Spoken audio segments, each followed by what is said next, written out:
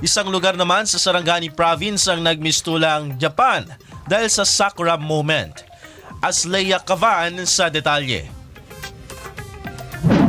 Para sa kabatiran ng mga turista, kababayan man o dayuhan, hindi na kailangan pang gumasto ng tiket ng eroplano para lamang masilayan ang ganda ng mga bulaklak papuntang Tokyo sa bansang Japan.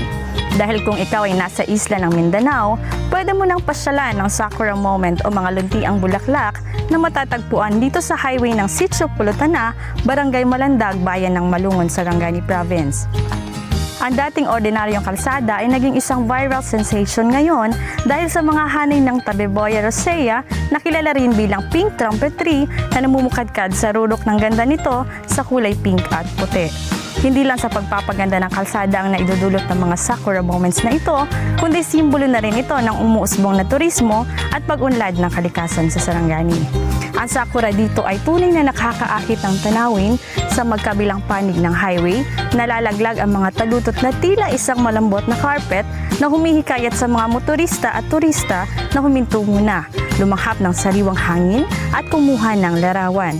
Bagamat panandalian lamang ang pamumulaklak, ang epekto nito ay pangmatagalan.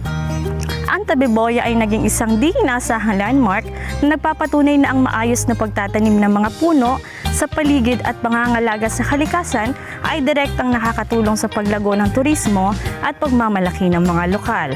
Higit pa sa magagandang larawan, pag-unlad na namumukadkad ang pag-usbong ng Malungon bilang isang Sakura destination ay nagbibigay din sa ilang mahalagang aspeto ng patuloy na pag-unlad ng Sarangani.